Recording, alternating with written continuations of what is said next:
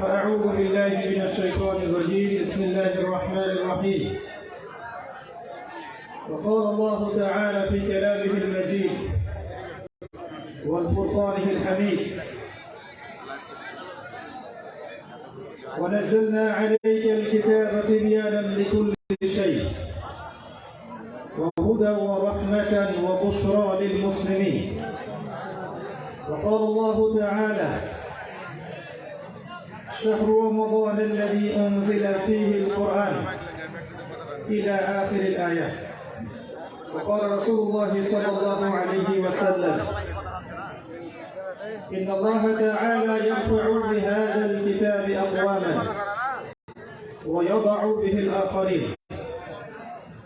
وقال عليه السلام القرآن حجة لك أو عليك. رب اشرح لي صدري ويسر لي أمري واحلل عقدة من لساني يفقه قولي اللهم فقهنا في الدين وعلمنا التأويل. اللهم اجعلنا منهم الذين آمنوا وعملوا الصالحات وتواصوا بالحق وتواصوا بالصبر. أعوذ بكلمة الله التامات من شر ما خلق. بسم الله الذي لا يضر مع اسمه شيء في الأرض ولا في السماء وهو السميع العليم. الحمد لله যাবতীয় প্রশংসা এবং গুণগান, প্রশংসা এবং আরাধনা একমাত্র মহিয়ান ও গরিয়ান আল্লাহ রাব্বুল আলামিনের জন্য, যে আল্লাহ পাক আমাদের সবাইকে মুসলিম পরিবারে জন্মগ্রহণ করার তৌফিক দিয়েছেন। সকলে বলি আলহামদুলিল্লাহ। শুকরিয়া জানাই সেই মহান রবের দরবারে, যিনি আমাদেরকে তার নিজ অনুগ্রহে নবী মুহাম্মদ সাল্লাল্লাহু আলাইহি ওয়াসাল্লামের উম্মত হওয়ার সৌভাগ্য দিয়েছেন। বলি আলহামদুলিল্লাহ। দরুদ এবং সালাত বর্ষিত হোক মহান আল্লাহ প্রেরিত সর্বশেষ এবং চূড়ান্ত নবী মানবতার মুক্তির দূত মুহাম্মদুর রাসূলুল্লাহ সাল্লাল্লাহু আলাইহি ওয়াসাল্লামের প্রতি। আমরা একবার দরুদ পড়ে নিই। আল্লাহুম্মা সাল্লি আলা মুহাম্মদ ওয়া আলা আলি মুহাম্মদ কামা সাল্লাইতা আলা ইব্রাহিম ওয়া আলা আলি ইব্রাহিম ইন্নাকা হামিদুম মাজিদ। আল্লাহুম্মা বারিক আলা মুহাম্মদ ওয়া আলা আলি মুহাম্মদ কামা বারাকতা আলা ইব্রাহিম ওয়া আলা আলি ইব্রাহিম ইন্নাকা হামিদুম মাজিদ। সম্মানিত উপস্থিতি, কেমন আছেন আপনারা? আলহামদুলিল্লাহ, আলহামদুলিল্লাহ আলা কুল্লি হাল। আল্লাহ পাকের দরবারে লাখো কোটি শুকরিয়া জানাই যে আল্লাহ পাক আমাদের সবাইকে সুস্থ শরীরে আজকের এই মজলিসে উপস্থিত হওয়ার তৌফিক দিয়েছেন। আলহামদুলিল্লাহ। আরো একবার শুকরিয়া জানাবো মহান আল্লাহ রাব্বুল আলামিনের দরবারে, যিনি আমাদের সবাইকে পুরো বছরের মধ্যে সর্বশ্রেষ্ঠ মাস শাহরু রমাদান মাসের দ্বার প্রান্তে উপনীত করেছেন। আলহামদুলিল্লাহ। আমরা আল্লাহর কাছে দোয়া করি আল্লাহ পাক আমাদের সবাইকে সুস্থ শরীরে আসন্ন রমাদানের সবগুলো সম রাখার তৌফিক দান করুন এবং রমাদান মাসের হক আদায় করার তৌফিক দান করুন। আমাদের আজকের আলোচ্য বিষয়ে ইফেক্টিভ রমাদান, কিভাবে আমরা আমাদের রমাদানটাকে সবচেয়ে ইফেক্টিভলি ইউটিলাইজ করতে পারি, এটাই আমাদের আজকের আলোচ্য বিষয়। আল্লাহ রাব্বুল আলামিন আমাদের সবাইকে আলোচনা শুনে বুঝে আমল করার তৌফিক দান করুন। আমি আজকে মূলত আপনাদের সাথে 10টা পয়েন্ট শেয়ার করতে চাই। এই 10টা পয়েন্টের দিকে যদি আমরা একটু খেয়াল রাখি, ইনশাআল্লাহ তাআলা আমরা আশা করি এই রমাদানে আমরা আল্লাহ রাব্বুল আলামিনের সন্তুষ্টি এবং রেজামন্দি হাসিল করতে পারবো ইনশাআল্লাহ তাআলা। আর কি করতে হবে আমাকে বলুন? জনগণকে বিরক্ত করে কোনো কাজ করা ঠিক না। এখানে যারা এসেছে আমি জানি তারা দূর দূরান্ত থেকে এখানে এসেছেন। কি উদ্দেশ্যে এসেছেন? দিনের কিছু কথা শুনবেন, জানবেন, আমল করবেন, এই তো। জনগণকে কষ্ট দিয়ে যখন আমরা কোনো কাজ করতে যাই বা করার চেষ্টা করি, তখন জনগণ আমাদের অভিশাপ দেয়। এগুলো আমরা বুঝতে পারি না, কিন্তু জনগণ বিরক্ত হয় এবং তাদের বিরক্তিগুলো আমাদের গায়ে এসে লাগে। আমরা যখন জনগণের রুচি, অভ্যাস, পছন্দ, সংস্কৃতি, তাদের বিরক্তিবোধ এগুলোকে মূল্যায়ন করতে ব্যর্থ হই, তখন যে কোনো মজলিস তার সৌন্দর্য হারায় এবং জনগণ বিরক্ত হন, শোরগোল হয়, হইহুল্লা হয়, একটা দিনই মজলিসের যে রুহানিয়াত এটা নষ্ট হয়ে যায়। আমরা কি এটা চাই? আলোচনা যতক্ষণ হবে সংক্ষিপ্ত সারগর্ভ করার চেষ্টা করছি ইনশাআল্লাহ, এবং আমি অনুরোধ করব আলোচনা শুনে বুঝে দলিল প্রমাণ যাচাই করে আমল করার চেষ্টা করবেন ইনশাআল্লাহ। আলোচনা চলাকালীন একে অপরের সাথে কথা বলি না, আলোচনা মনের কান দিয়ে শোনার চেষ্টা করি এবং আমল করার নিয়তে শোনার চেষ্টা করি। আল্লাহ পাক তৌফিক দান করুন। আজকে আপনাদের সাথে আমি 10টা পয়েন্ট শেয়ার করতে চাই। যে 10টা পয়েন্টের উপরে যদি আমরা নজর রাখি, ইনশাআল্লাহ তাআলা আশা করা যায় যে আমরা আমাদের রমাদান মাসটাকে সবচেয়ে সেরাভাবে উপভোগ করতে পারবো ইনশাআল্লাহ। সর্বপ্রথম একটা হাদিস আমি আপনাদেরকে স্মরণ করাতে চাই। হাদিসটা বিশুদ্ধ সনদে অনেক কিতাবে এসেছে। নবী করিম সাল্লাল্লাহু আলাইহি ওয়াসাল্লাম একদিন মিম্বরের উপরে উঠলেন। প্রথম সিঁড়িতে উঠে তিনি বললেন আমিন, দ্বিতীয় সিঁড়িতে উঠে বললেন আমিন, এবং তৃতীয় সিঁড়িতে উঠে বললেন আমিন। সাহাবায়ে কেরাম জিজ্ঞাসা করলেন যে আপনি আমিন কেন বললেন প্রত্যেক সিঁড়িতে? নবী করিম সাল্লাল্লাহু আলাইহি ওয়াসাল্লাম বলছেন, যখন আমি প্রথম সিঁড়িতে ছিলাম তখন জিবরাইল আলাইহিস সালাম এসেছিলেন এবং আমাকে বলেছেন, ধ্বংস হোক সেই ব্যক্তি, ধ্বংস হয়ে যাক সেই ব্যক্তি যে ব্যক্তি তার বৃদ্ধ পিতা মাতাকে পেয়েছে কিন্তু তাদের সেবা যত্ন করে জান্নাত লাভ করতে পারে নাই। নবীজি বলেছেন আমিন। অর্থাৎ শিখলাম যাদের ঘরে পিতামাতা আছে, পিতামাতা দুজনে আছেন বা দুজনের একজন আছেন, তাদের খেদমত করে যদি আমরা জান্নাত অর্জন করতে ব্যর্থ হই তাহলে আমাদের জন্য ধ্বংস। আমরা কি এটা চাবো? আল্লাহ পাক আমাদের সবাইকে পিতামাতার হক আদায় করার তৌফিক দান করুন। দ্বিতীয় সিঁড়িতে নবী সাল্লাল্লাহু আলাইহি ওয়াসাল্লাম তখন জিবরাইল আলাইহিস সালাম বলেছিলেন, ধ্বংস হোক সেই ব্যক্তি যে ব্যক্তি রমাদান মাসকে পেয়েছে, যে ব্যক্তি রমাদান মাসকে পেয়েছে কিন্তু রমাদান মাসকে পেয়েও ইবাদত বন্দেগীর মধ্য দিয়ে তার গুনাহগুলোকে মাফ করাতে পারলো না, সেই ব্যক্তি ধ্বংস হয়ে যায়। বলি নাউযুবিল্লাহ। আমরা কি এটা চাই? আচ্ছা, আমরা এদিকে পরে আসছি। তৃতীয় সিঁড়িতে নবী সাল্লাল্লাহু আলাইহি ওয়াসাল্লাম জিবরাইল আলাইহিস সালাম বললেন, ধ্বংস হোক সেই ব্যক্তি যে ব্যক্তি উপস্থিত আছে তার সামনে নবী সাল্লাল্লাহু আলাইহি ওয়াসাল্লামের নাম উচ্চারিত হয়েছে কিন্তু তার নাম শুনেও সে দরুদ পড়ে নাই, সাল্লাল্লাহু আলাইহি ওয়াসাল্লাম বলে নাই। আমরা দেখলাম দরুদ পড়ার সময় অনেকেই চুপ করেছিলেন। যে ব্যক্তির সামনে নবী সাল্লাল্লাহু আলাইহি ওয়াসাল্লামের নাম উচ্চারিত হয়েছে এরপরেও সে নাম শুনে দরুদ পড়ে নাই, নবীজি বলছেন তার জন্য ধ্বংস। বলি নাউযুবিল্লাহ। এর বিপরীতে অনেক হাদিস আছে, যদি আপনি একবার নবীর প্রতি দরুদ পড়েন আপনার প্রতি 10 বার রহম করা হবে ইনশাআল্লাহ। আল্লাহ পাক 10টা গুনাহ মাফ করে দিবেন, আল্লাহ পাক 10টা নেকি লিখে দিবেন এবং আপনার মর্যাদার স্তর আল্লাহ 10 গুণ বাড়িয়ে দিবেন। অতএব যদি কেউ টেনশন ফ্রি লাইফ লিড করতে চান তাহলে বেশি বেশি দরুদ পড়বেন, বলবেন সাল্লাল্লাহু আলাইহি ওয়াসাল্লাম অথবা দরুদ ইব্রাহিম যেটা আমরা পড়লাম, অথবা আল্লাহুম্মা সাল্লি আলা মুহাম্মাদ ওয়া সাল্লিম, অথবা আল্লাহুম্মা সাল্লি ওয়া সাল্লিম আলা নবিয়িনা মুহাম্মাদ। বিশুদ্ধ দরুদগুলো পড়বেন, আল্লাহ পাক তৌফিক দান করুন।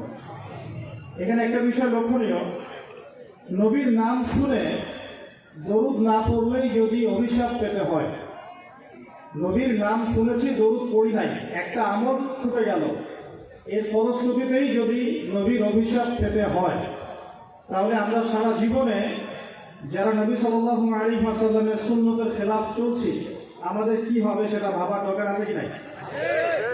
কথা কি বুঝতে পারছেন? এই যে আমরা সারা জীবনে উঠতে বসতে চলতে ফিরতে চেহারা, সুরত, পোশাক আশাক, রুচিতে, অভ্যাসে, পছন্দে, সংস্কৃতিতে, অর্থনীতিতে, ইভেন পলিটিক্সেও আমরা যে নবী সাল্লাল্লাহু আলাইহি ওয়াসাল্লামের সুন্নতের খেলাফ চলছি, আমাদের জন্য কি নবী সাল্লাল্লাহু আলাইহি ওয়াসাল্লাম সুপারিশ করবেন, খুশি হবেন? একবার নবীর নাম শুনে দরুদ না পড়লেই নবীজি বলছেন তার জন্য ধ্বংস। তার জন্য কি? আর সারা জীবন যারা নবীর সুন্নতের খেলাফ চলছে তাদের কি হবে? বড় অপেক্ষা আছে। তাহলে যুবক ভাইদের কাছ থেকে ওয়াদা নিতে পারি, সবার আগে নিজের পোশাকটা চেঞ্জ করবো ইনশাআল্লাহ। ইহুদি খ্রিস্টানদের সংস্কৃতি বাদ দিব ইনশাআল্লাহ। চেহারার মধ্যে পুরুষত্বের পরিচয় থাকবে, থাকবে তো ইনশাআল্লাহ। ওই যে শেষ জামানায় একটা হাদিস আছে, ছেলেরা মেয়ে হবে, মেয়েরা ছেলে হবে। ছেলেরা মেয়েদের পোশাক পরবে, মেয়েরা ছেলেদের পোশাক পরবে। ছেলে মানুষের দাড়ি ছিল না, এমনটা ইতিহাসে ছিল না। ইতিহাস ঘেটে দেখবেন, অন্যান্য ধর্মগ্রন্থগুলো ঘেটে দেখবেন, এখন পর্যন্ত পৃথিবীতে যে অন্যান্য রিলিজিয়নগুলো আছে তাদের রিলিজিয়নগুলোর মধ্যেও দাড়ি ছেড়ে দেওয়ার একটা পরম্পরা কিন্তু আছে, আছে না? ইহুদিদের দাড়ি নাই, বুদ্ধিস্ট দাড়ি নাই, কোন কোন ক্ষেত্রে খ্রিস্টানদেরও দাড়ি আছে। আর খ্রিস্টান মানে কোন খ্রিস্টান? যারা তিন খোদায় বিশ্বাস করে, এরা তো প্রকৃত খ্রিস্টান নয়। প্রকৃত খ্রিস্টান কারা? বাদশাহ নাজাশীর মতো মানুষ। এই ব্যক্তি আবার কে?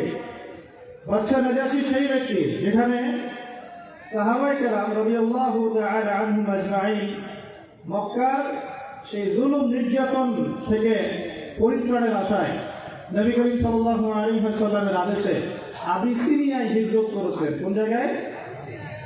আবিসিনিয়া হচ্ছে এখনকার ইরিত্রিয়া বা ইথিওপিয়া। এই জায়গাটাকে বলা হয় মূলত আবিসিনিয়া। এই জায়গায় বাদশাহ নাজাশী নামে একজন খ্রিস্টান শাসক থাকতেন, যিনি অত্যন্ত ভালো মানুষ ছিলেন। এমন মানুষ ছিলেন যার রাজ্যে কেউ জুলুমের শিকার হতো না। একজন খ্রিস্টান, তার রাজ্যে কেউ জুলুমের শিকার হতো না। আর এখন মুসলিমদের রাজ্যে ঘরে ঘরে মানে শিকড়ে শিকড়ে শিরায় শিরায় জুলুম আর নির্যাতন চলছে, চলছে কিনা? জুলুম কাউকে ছাড়বে না, ছাড়বে? জুলুম কাউকে ছাড়বে না। যদি পৃথিবীতে কেউ কারোর প্রতি এক জাররা পরিমাণ জুলুম করে থাকে, কালকে আমাদের মাঠে অবশ্যই তার হিসেব দিতে হবে। দুনিয়াতে বিচার হোক না হোক, দুনিয়ার মানুষ জানুক আর না জানুক, দুনিয়ায় সেটা স্পষ্ট হোক আর না, আল্লাহ রাব্বুল আলামিনের কাছে সবকিছুই রক্ষিত আছে। আল্লাহ আমাদেরকে জুলুম থেকে বেঁচে থাকার তৌফিক দান করুন। আমরা বলি রব্বানা যালামনা আনফুসানা ওয়া ইল্লাম তাগফির লানা ওয়া তারহামনা লানাকুনান্না মিনাল খাসিরিন। আমিন। প্রিয় ভাইরা, যেটা বলছিলাম, যুবক ভাইদের কাছ থেকে ওয়াদা নিচ্ছিলাম, দাড়ি রাখা যাবে তো ইনশাআল্লাহ? আজকে লেখে যারা শুনছেন, ইয়াং জেনারেশনের ছেলেরা আছেন, দাড়ি ছেড়ে দিবেন, ওয়াদা করছেন তো ইনশাআল্লাহ? আচ্ছা, ওয়াদাও নিব মাঝে মাঝে কিছু কিছু। একটা ওয়াদা করলেন, নিজের গেট আপ চেঞ্জ করবেন। একটা হলো নিজের চেহারা চেঞ্জ করবেন। 3 নাম্বার, নিজের বিশ্বাসের জগৎটা পরিবর্তন করবে। কোন জগৎ? বিশ্বাসের জগৎ। আপনার জীবনের উদ্দেশ্য কি বলেন? আপনাদের জীবনের উদ্দেশ্য কি? আমাদের ইয়াং জেনারেশনের জীবনের উদ্দেশ্য হয়ে গেছে এখন একটা সার্টিফিকেট, একটা জব, একটা ক্যারিয়ার, একটা সরকারি চাকরি, একটা ব্যবসা, একজন সুন্দরী নারী। হ্যাঁ, আমি কিন্তু ওই যে প্রেম বিশেষজ্ঞ হুজুর না, এইগুলোতে আমি কিন্তু মজা পাই না। সে মজা পায়, আমি কিন্তু এই জিনিসগুলোতে মজা পাই না। ওই যে সুরসুরি মার্কা প্রেমের ওয়াজ করে যুবকদেরকে হেরাত দেওয়া যাবে? এগুলো প্রেম নয়, এগুলো হচ্ছে জিনা। এগুলো কি? জিনা আর সত্যিকারের ডিভাইন ভালোবাসার মধ্যে পার্থক্য আছে। জিনা হচ্ছে স্বার্থ কেন্দ্রিক। জিনা কি কেন্দ্রিক? এখানে স্বার্থ থাকে, এটাকে।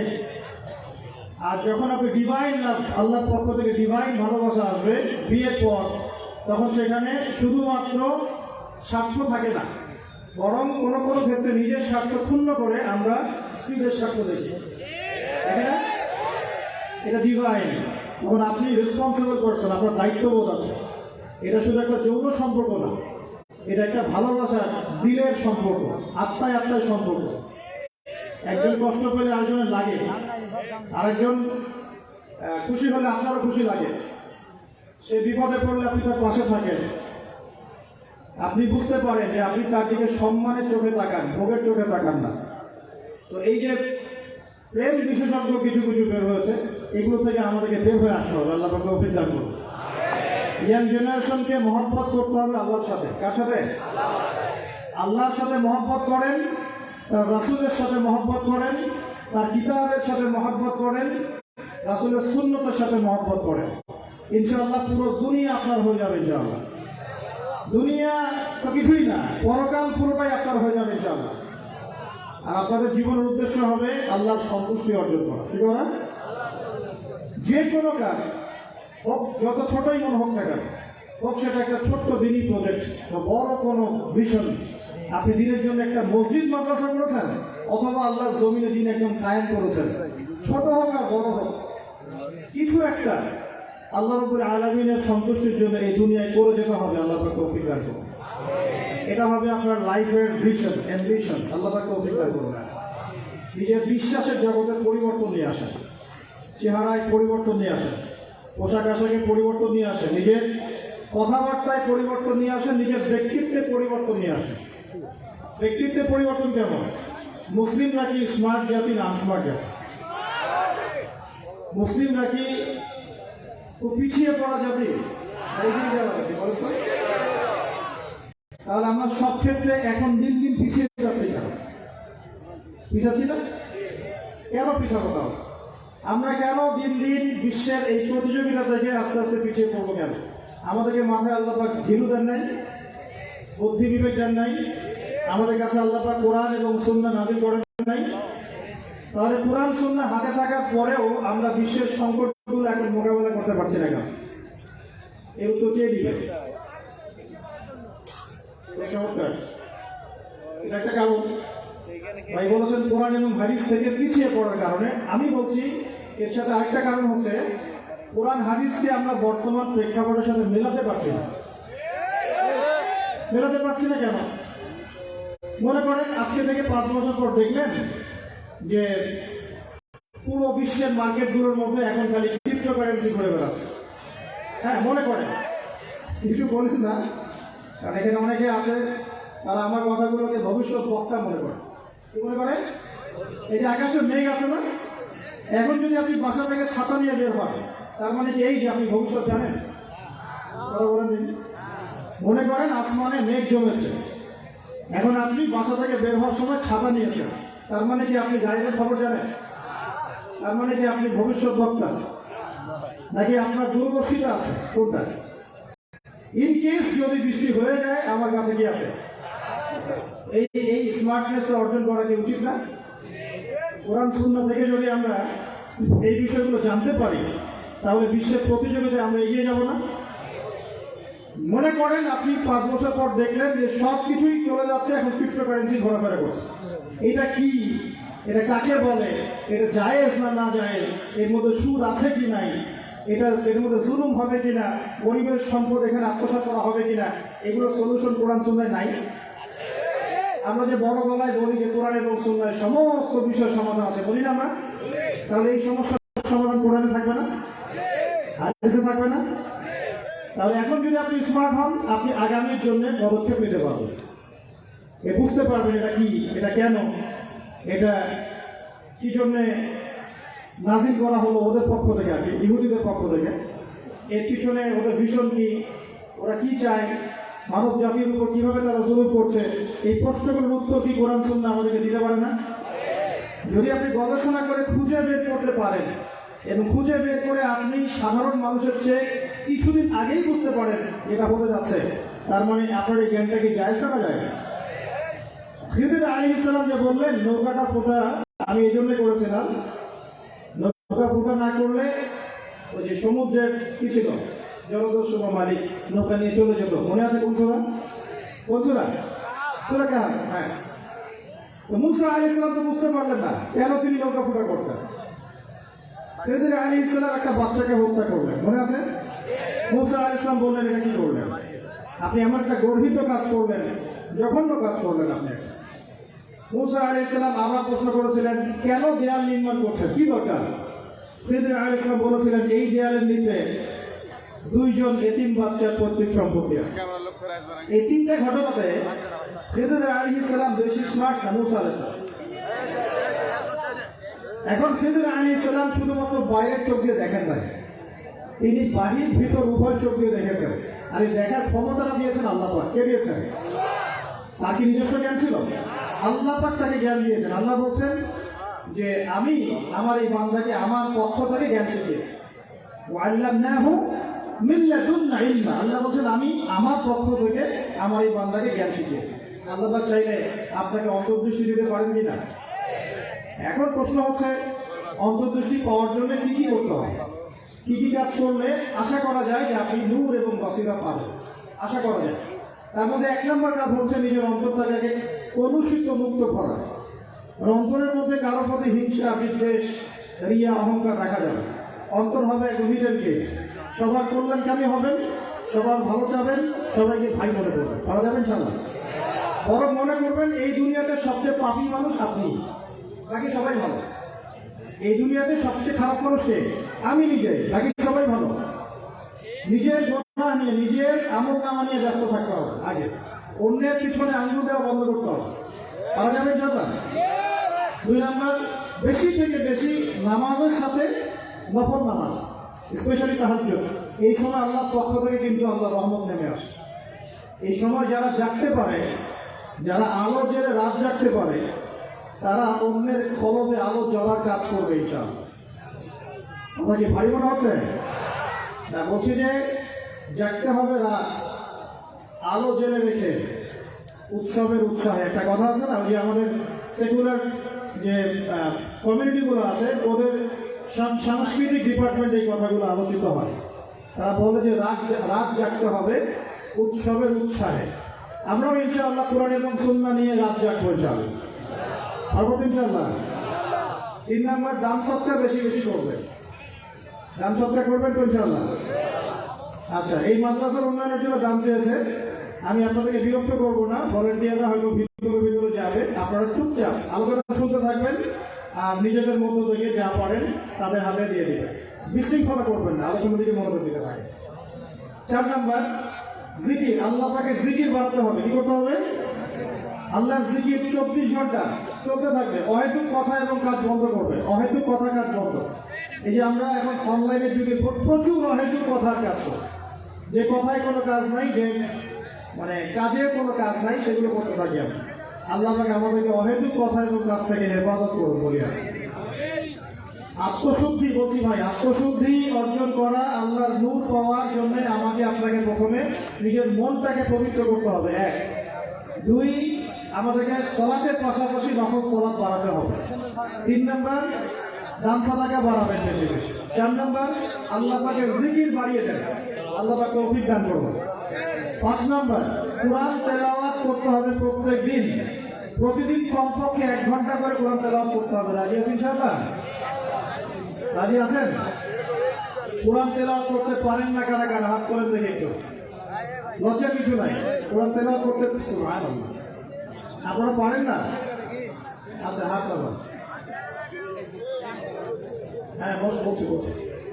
যারা কোরআন তেলাওয়াত করতে পারেন না, আমি 2টো অপশন বলি। 1, স্থানীয় কোনো মাদ্রাসায় গিয়ে ওলামায়ে কেরামের কাছে বসে বসে কোরআন তেলাওয়াত শিখবেন এই রমজান মাসে। রাজি আছেন?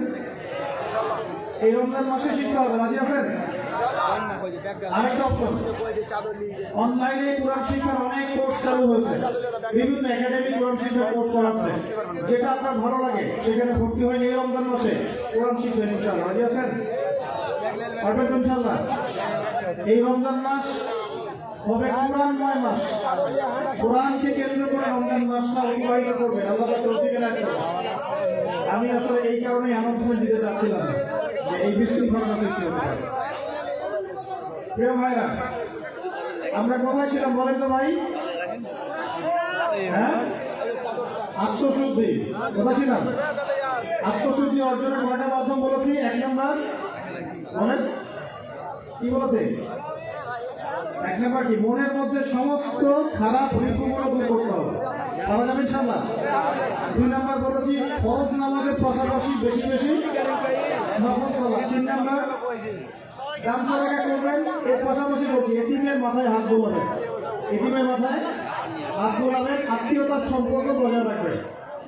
তার সন্তুষ্টির জন্য করবেন আল্লাহ, কারো কাছে কিছু পাওয়ার আশা করবেন না। আপনি যত বেশি এরকম সামাজিক কাজ করবেন আল্লাহ রহমত নেমে আসবে। 4 নাম্বার, আল্লাহ জিকির বাড়াবেন বেশি বেশি। জিকির করার জন্য আমি একটা বই সাজেস্ট করি, বইটার নাম হলো হিজবুল মুসলিম। বইটা দেখেছেন? নাম শুনেছেন?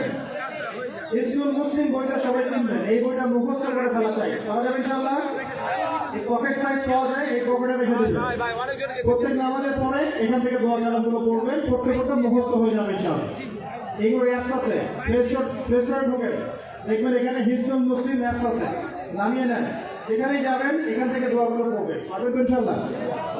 5 নাম্বার হচ্ছে কোরআন তেলাওয়াত বেশি বেশি করা। এই কাজগুলো করতে থাকেন, ইনশাআল্লাহ তাআলা আপনিও খেজর আলাইহিস সালামের মতো অন্তর্দৃষ্টি লাভ করতে পারবেন ইনশাআল্লাহ। সাথে আরেকটা কাজ করুন, এটা খুব বেশি ইম্পর্টেন্ট। সেটা হলো আল্লাহওয়ালা মানুষদের সাথে থাকা, দুনিয়াদার মানুষদের সঙ্গ ত্যাগ করা। আমার কথা কি বুঝতে পারছেন? আল্লাহওয়ালা মানুষের সাথে থাকবেন, দুনিয়াদার মানুষকে এড়িয়ে চলবেন। দুনিয়াদার মানুষ কি বোঝেন? যে মানুষের চাল চলন কথাবার্তা ওঠা বসা সবকিছুই দুনিয়া কেন্দ্রিক, মানে এখানে আপনি দুনিয়া ছাড়া কিছু পাবেন। দুনিয়াদারদের সাথে মিশবেন কিভাবে? প্রয়োজন, যতটুকু প্রয়োজন এতটুকু, শেষ। এটা আপনার আত্মার খোরাক দিবে কারা? পরকালের খোরাক দিবে কারা? আল্লাহওয়ালা মানুষরা। আল্লাহওয়ালা মানুষদের সাথে থাকবেন, চলবেন, ইনশাআল্লাহ তাআলা আত্মশুদ্ধি অর্জন করা সহজ হবে ইনশাআল্লাহ। দেখেন সাহাবায়ে কেরাম রাদিয়াল্লাহু আনহুম আজমাইন কিন্তু কিতাব পড়ে পড়ে ইসলাম শেখেন না, তারা নবী সাল্লাল্লাহু আলাইহি ওয়াসাল্লামকে দেখে শিখেছেন। কথা বুঝতে পারছেন? নবীজিকে দেখে শিখেছেন। আমরা তো নবীকে দেখি না, দেখি? আমাদের কাছে কিতাব আছে। এখন নবীর যারা ওয়ারিস তারা কারা বলেন? ওলামায়ে কেরাম। ওলামায়ে কেরামদের কাছে কি যাওয়া হয় মাঝে মাঝে? দেখা সাক্ষাৎ করেন? তাদের সাথে বসবেন, দেখা সাক্ষাৎ করবেন, তাদের ওয়াজ মাহফিলে যাবেন, তাদের মজলিসে বসবেন, তাদেরকে দেখে তাদের কথা শুনে আত্মশুদ্ধি অর্জন হবে ইনশাআল্লাহ। আর যদি পারেন আলেম ওলামাদের খেদমত করবেন। কি করবেন? আনাস রাদিয়াল্লাহু আনহু কথা মনে আছে? নবী সাল্লাল্লাহু আলাইহি ওয়াসাল্লামের খেদমত করেছেন প্রায় 12 বছর। কত বছর? এবং তিনি যে বিষয়গুলো শিখেছেন নবীর কাছে, এগুলো কিন্তু অন্যান্য অনেক সাহাবীর রিওয়ায়াত থেকে আপনি পাবেন না। আবু হুরায়রা রাদিয়াল্লাহু আনহুর নাম শুনেছেন? তিনি ইসলাম কবুল করার পরে নবী সাল্লাল্লাহু আলাইহি ওয়াসাল্লামের কাছে এক আশার মতো লেগে থাকতেন। মানে নবী কি করেন না করেন, কি বলেন না বলেন, সব তিনি নোট আউট করতেন মাথায়, মেমোরিতে। তখন তো লিখতেন না, কি করতেন? মুখস্থ করতেন। একদিন বলছেন, ইয়া রাসূলুল্লাহ সাল্লাল্লাহু আলাইহি ওয়াসাল্লাম, আমি অনেক শুনি হাদিস কিন্তু আমি ভুলে যাই। আমি হাদিস শুনি কিন্তু ভুলে যাচ্ছি, কি করবো? হে আল্লাহর নবী। নবীজি তার চাদরটাকে নিলেন, কি নিলেন? কি জানি একটা পরে নবী সাল্লাল্লাহু আলাইহি ওয়াসাল্লাম এভাবে হাতে নিয়ে তার চাদরে ঢেলে দিলেন, দিয়ে চাদরটা পরিয়ে দিলেন। আবু হুরায়রা রাদিয়াল্লাহু আনহু বলছেন, এরপরে আমি কোনোদিনও হাদিস ভুলে যাই নাই। এই জিনিসটাকে কি আপনি বিজ্ঞান দিয়ে ব্যাখ্যা করতে পারবেন? বলেন তো? কোনো যুক্তি, দর্শন, বিজ্ঞান দিয়ে এই যে ঢেলে দেয়, এটা আবার সেই ঢেলে দেওয়া নয়। কিন্তু কথা বুঝতে পারছেন কি? নবী সাল্লাল্লাহু আলাইহি ওয়াসাল্লাম যা দিলেন, আল্লাহ পাকের পক্ষ থেকে যা দিলেন, এটা কি বিজ্ঞান দিয়ে ব্যাখ্যা করতে পারবেন? যুক্তি দিয়ে ব্যাখ্যা করতে পারবেন? তাহলে আমি যে বলি যে বর্তমান শিক্ষা সেক্টরে একটা শিরক চলছে। কি চলছে? আমরা তো কবর পূজা, মাজার পূজা শিরক খুব ভালোই বুঝি, বুঝি না? কিন্তু আল্লাহ পাকের হালালকে হারাম করাও যে শিরক, আল্লাহর হারামকে হালাল করে নেওয়াও যে একটা কুফরি, এটা বুঝতে চাই না, তাই না ভাই? মদ হালাল না হারাম? আমরা যে মাশাআল্লাহ হালাল মনে করে খাওয়া শুরু করেছি, কি হচ্ছে এটা? বর্ডার অঞ্চলে এগুলো বেশি হচ্ছে না? আপনারাই তো সাক্ষী। সুদ হালাল না হারাম? আমরা যে খরচ করে নিয়েছি, এখন সবার ঘরে ঘরে সুদ। এখন এটা কি আল্লাহ পাকের হালালকে হারাম করা হচ্ছে না? আচ্ছা, আমরা অনেক কিছুই বুঝি, যে হাতে আংটি পড়েছি শিল্প হয়ে যায়, যদি এই নিয়াতে পড়ি যে রোগ ভালো হবে, এগুলো তো বুঝি। কিন্তু পুরো বিশ্ব জুড়ে অর্থনৈতিক ক্ষেত্রে যে একটা নয় ছয় আমরা বলি কাপছাপ চলছে, এটা আমরা বুঝি না। এগুলো বুঝিও না, এগুলো ব্যাখ্যাও করতে পারি না। কেউ ব্যাখ্যা করলে তার সমালোচনা করে ধুয়ে রেখে দিয়ে যাবে। এইগুলোতে আমরা মাশাআল্লাহ ওস্তাদ। তো আমি রিকোয়েস্ট করবো যে ইকোনমিক্স নিয়ে আগে পড়াশোনা করেন, ওয়ার্ল্ড অ্যাফেয়ার্স গুলো পড়াশোনা করে। আচ্ছা আমাকে একটা কথা বলে, আমি খুব ভালো মুসল্লি, নামাজ পড়ি, মাশাআল্লাহ, রোজা রাখি, যাকাত দিই, ইহুদির সাথে বন্ধুত্ব করেছি, আমি কত বড় মুসলিম? আমি খুব বড় মুসলিম, আমি নামাজ, রোজা, হজ, যাকাত সব করি, একদম আপনার ঘরে ঘরে মসজিদ বানাই দিচ্ছি। মনে করেন আমার কথা বলছি, মনে করেন আমি নিজের কথা বলছি, মনে করেন এক্সট্রা আমি নামাজ, রোজা, হজ, যাকাতে 100 মাশাআল্লাহ, দান সৎকার করছি মাশাআল্লাহ, কিন্তু আমি ইহুদিদের সাথে বন্ধুত্ব করেছি। তাহলে আমাকে আপনি কি বলবেন? এইটা তো বোঝেন না। তাহলে মনে করেন আমি এমন কোন মানে শক্তির সাথে বন্ধুত্ব করেছি পুরো বৈশ্বিক প্রেক্ষাপটে, যারা মুসলিমদেরকে সারা বিশ্বে হত্যা করছে। তাহলে আপনি কি আমাকে ভালো মুসলিম বলবেন? কারণ কি আপনি আমাকে আমিরুল মুমিনিন বলবেন? এতটুকু বোঝার জন্য আপনার কি মানে মুক্তি হওয়ার দরকার আছে? এই আয়াতটা শোনেন, আল্লাহ কি বলেছেন? ইয়া আইয়ুহাল্লাযীনা আমানু লা তাত্তাখিযুল ইয়াহুদা ওয়ান নাসারা আউলিয়া বা'দুহুম আউলিয়াউ বা'দ ওয়া মান ইয়াতাওয়াল্লাহুম মিনকুম ফাইন্নাহু মিনহুম ইন্নাল্লাহা লা ইয়াহদিল কওমাজ যালিমিন। আল্লাহই তো বলেছেন এরা জালেম। এরা কে? শুধু এককেন্দ্রিক সঠিক বুঝলেই হবে না, পুরো বৈশ্বিক প্রেক্ষাপটটা মিলিয়ে নিয়ে, ওয়ার্ল্ড অ্যাফেয়ার্স, ইকোনমিক্স সবকিছু মিলিয়ে আপনাকে সঠিক বুঝতে হবে। আল্লাহ পাক তৌফিক দান করুন। কথিত হকপন্থী আর প্রকৃত হকপন্থীর মধ্যে পার্থক্য আছে, কি বুঝলেন? কথিত হকপন্থী আর প্রকৃত হকপন্থীর মধ্যে পার্থক্য আছে। আমরাও হকপন্থী হয়ে বসে আছি, আমাদের ঘরে হাদিয়া তওফা আসছে, আর এমনও হকপন্থী আছে সারা বিশ্বে মাশাআল্লাহ, ওদেরকে আমরা খুঁজেই পাচ্ছি না। তাহলে সব হকপন্থী কি একরকম হলো? প্রথম বিষয় ক্লিয়ার করবেন, বিশ্বাসের জগতে পরিবর্তন, সেটা হলো কোরআন এবং সুন্নাহ যা আছে আমি 100% মানার চেষ্টা করবো।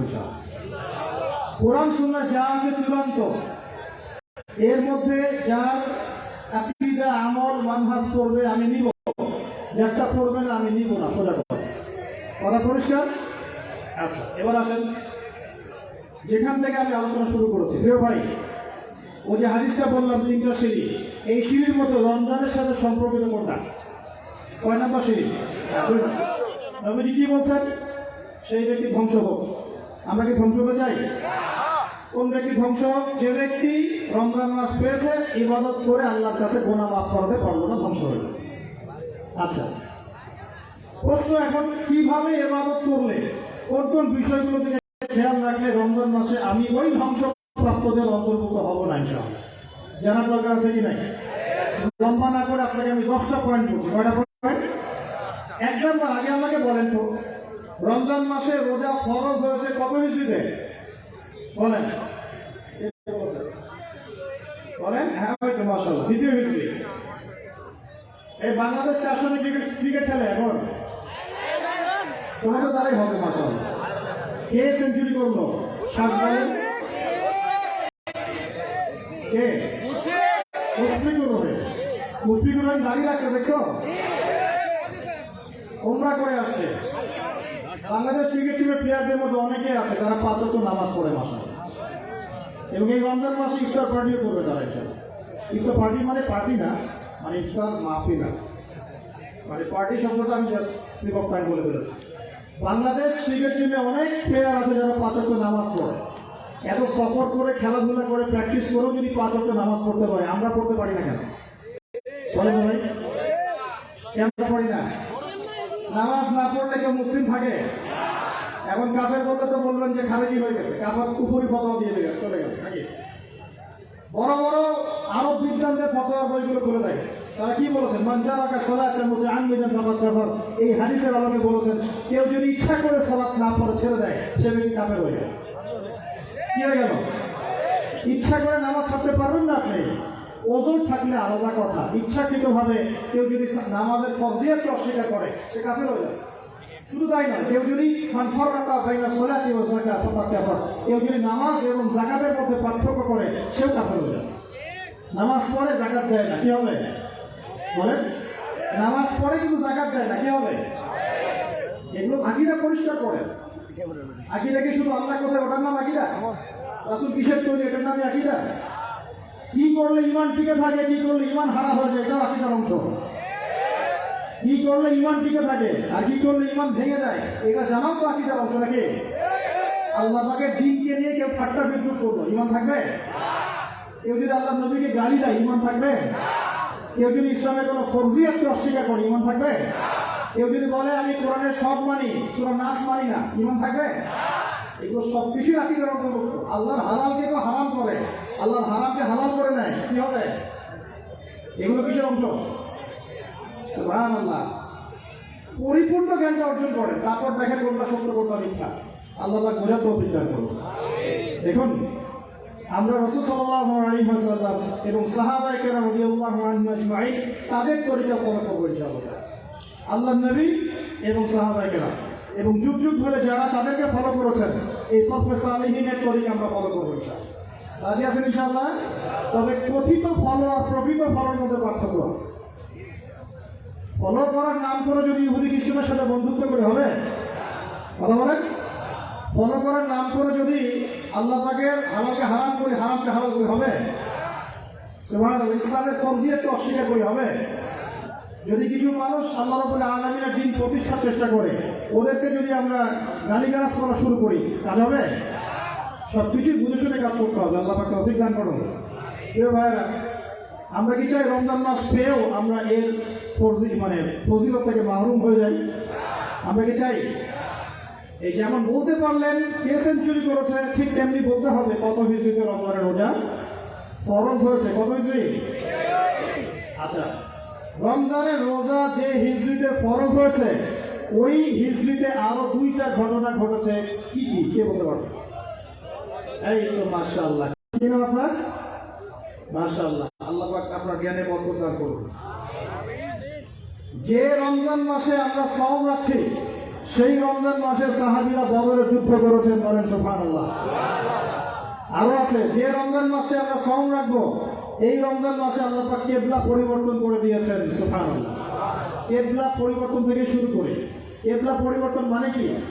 ইহুদিরা মদিনায় বসেছিল, বসে বসে অপেক্ষা করছিল কবে মুহাম্মদ সাল্লাল্লাহু আলাইহি ওয়াসাল্লাম আসবে, তাকে নবী হিসেবে স্বীকার করব। যেই দেখলো যে মুহাম্মদ সাল্লাল্লাহু আলাইহি ওয়াসাল্লাম তো বনু ইসরাঈল থেকে আসে নাই, আসছে কোথা থেকে? বনু ইসমাইল থেকে, মানে ইসমাইল আলাইহিস সালামের বংশ থেকে। এবং তিনি তো আমাদের নবী মুসাকেও মানেন, ঈসাকেও মানেন, সবই মানেন। আমরা তো বলি না লা নুফাররিকু বাইনা আহাদিন মির রুসুলি, আমরা কোন রাসূলের মধ্যে পার্থক্য করি না। তারা চিনল ইয়ারিফুনাহু কামা ইয়ারিফুনা আবনাহুম, তারা যেমন করে তাদের সন্তানদেরকে চিনে ঠিক তেমনি তারা এটা জানে যে মুহাম্মদ শেষ নবী সাল্লাল্লাহু আলাইহি ওয়াসাল্লাম। তাদের ধর্মগ্রন্থে লেখা আছে শেষ নবীর নাম আহমদ। কি নাম? আমাদের নবীর আরেকটা নাম কি? তাহলে তারা নবীজিকে চিনেও কেন স্বীকার করলো না? হিংসা। হিংসা যে আমাদের বনু ইসরাঈলের মধ্যে না এসে বনু ইসমাইলে কেন আসলো। ওই যে হাবিল কাবিলের হিংসা, মনে আছে? কাবিল কেন হাবিলকে হত্যা করলো? নিজের মায়ের পেটের ভাইকে। কিসের কারণে? হিংসা। এখনো আমাদের সমাজে এই হাবিল কাবিলের সুন্নত আছে কি নাই? এই একই লেবাস পোশাকে বহু কাবিল ঘুরে বেড়ায় আশপাশে, জানেন না? আমাদের এমন অভিজ্ঞতা হয়েছে যে আলহামদুলিল্লাহ এমন লক্ষ লক্ষ মানুষ আছে যারা আমাদের জন্য জীবন দিতে পারে, আছে না? আবার এমনও বহু মানুষ আছে আমরা মরলে মিলাদ পড়াবে, মরলে কি করবে? মিলাদ পড়াবে। তো কাবিল এখনো বহু আছে সমাজে। তবে দিন শেষে কে জয়ী হয়েছে, হাবিল না কাবিল? কাবিলের পরিণতি কি হবে আল্লাহ পাক তার রাসূলের মাধ্যমে জানিয়েছেন। নবীজি বলছেন এই পৃথিবীতে যত মানুষ খুন হবে সমস্ত খুনের পাপের একটা অংশ কাবিলের আমলনামায় যোগ করা হবে বলে নাউজুবিল্লাহ। মানে মনে করেন এই পৃথিবীতে যদি 100 কোটি মানুষ খুন হয়ে থাকে, হতে পারে কিনা? শুধু প্রথম বিশ্বযুদ্ধেই তো কতজন হয়েছে? প্রায় 3.5-4 কোটি মানুষ।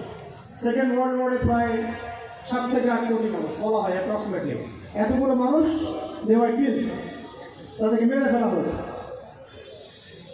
ভিয়েতনাম যুদ্ধে এরকম 30,000-এর বেশি। চেঙ্গিস খানের নাম শুনেছেন কিনা? এই তো সারা বিশ্বে প্রায় মনে 1 কোটি মানুষ হত্যা করেছে। এরকম কত হিস্ট্রি পৃথিবীতে ঘটেছে। আর কাবিলের আমলনামায় সমস্ত খুনের একটা অংশ গিয়ে যোগ হচ্ছে। চিন্তা করেন কত বড় পাপ।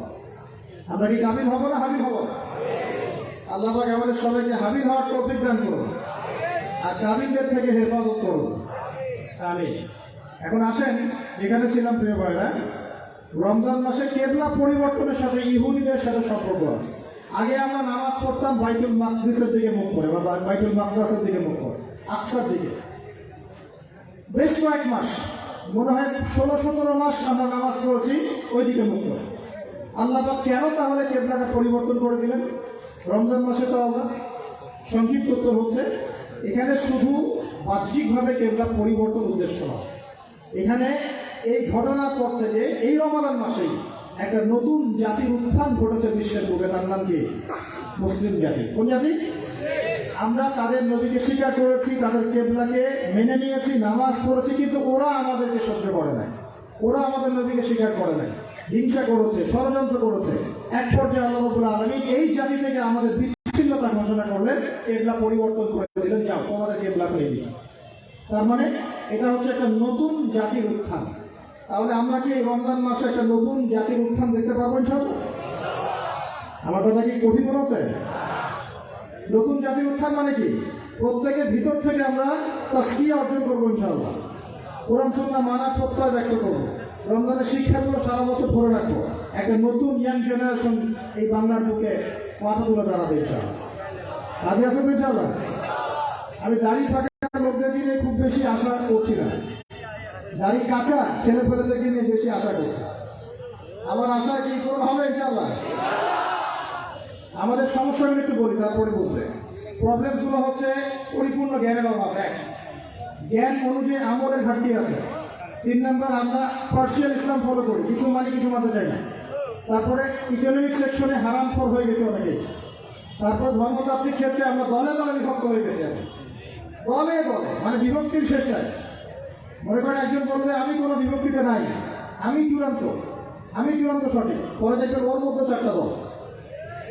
তো আমরা বিচ্ছিন্ন হয়ে গেছি, একজনের সাথে আরেকজনের ভালো সম্পর্ক নাই, এবং যোগ্য একটা ইউনাইটেড নেতৃত্বের ঘাটতি আছে।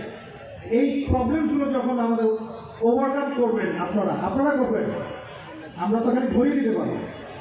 আপনারাই করবেন, হ্যাঁ তোমরাই করবেন ইনশাআল্লাহ, আল্লাহ পাক কবুল করে নেবে।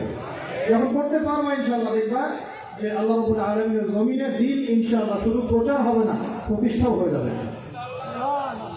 দ্বীন প্রতিষ্ঠা হোক, আপনারা চান না? কোন মুনাফিক চায় না দ্বীন প্রতিষ্ঠা হোক? দেখি কোন মুনাফিক আছে আল্লাহর জমিনে যে চায় না যে আল্লাহর দ্বীন প্রতিষ্ঠা হোক? প্রতিষ্ঠার প্রচার কি এক জিনিস? আমি আপনাকে এখন দাওয়াত দিয়ে গেলাম নামাজে, কিসের?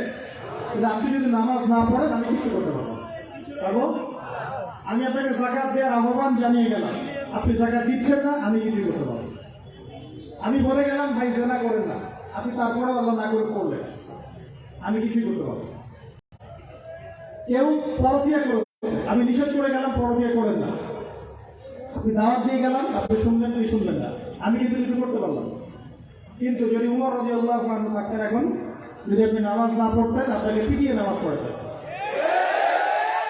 যদি আপনি জেনা করতেন আপনাকে জনসম্মুখে 100 বেত্রাঘাত করা হবে, যদি ব্যভিচার করতো কি করতো তাহলে বলেন? আছে না নাই? এগুলো ইসলামিক এগুলো আছে না নাই? আচ্ছা, এগুলো তো মানুষকে বোঝাতে হয় যে এগুলো ইসলামে আছে ভাই, এগুলো আছে। আমরা খালি এখন মানে ইখতিলাফি মাসালাগুলোকে নিয়ে মাশাআল্লাহ করতেছি, এই মেজর জিনিস তো পড়ে আছে, এগুলো কোথায়? আল্লাহ পাক একটা হুদুদ প্রতিষ্ঠা হওয়া কত বছর জানি, 40 বছর মনে হয়, বৃষ্টিপাতের চেয়ে বেশি ফজিলত করবে। 40 দিন না 40 বছর, আমি ভুলে গেছি, আল্লাহ মাফ করুন। 40 দিন বা 40 মাস এরকম বৃষ্টি হবে, জমিন উর্বর হবে, এর চাইতে বেশি মানে ফজিলতপূর্ণ যে আল্লাহ পাকের একটা বিধান কায়েম হয়েছে। কথা বুঝতে পারছেন? ওলামায়ে কেরাম জানেন, আমি কাজ করে গেলাম, তারা আপনাদেরকে বলবেন ইনশাআল্লাহ। আমি দায়ী মানুষ, আমি আলেম নই। আপনারা আলেমের সংজ্ঞা কঠিন করে দিয়েছেন, ওই সংজ্ঞাতে আমরা আলেম হিসেবে করছি না। আমরা শুধু পয়েন্টসগুলো ফাইন্ড আউট করে আপনাদেরকে দাওয়াত দিতে পারি। তবে ইনশাআল্লাহ এতে কিছু না হোক ইয়াং জেনারেশনের মধ্যে একটা পরিবর্তন আসছে আলহামদুলিল্লাহ। আমরা আশা করি ইয়াং জেনারেশন নিজের জ্ঞানে, নিজের যোগ্যতায়, আমলে এবং আকীদায়, রিজিকের হালালত্বে সব দিক থেকে নিজেদেরকে গুছিয়ে নিয়ে আল্লাহ পাকের জমিনে দিনটা প্রতিষ্ঠা করবে। শুধু একদিনের ওয়াজ করে হবে? এই যে হাত উঁচু করলেন, অনেকেই কোরআন তেলাওয়াত করতে জানেন না, এই কাজ করে হবে ভাই?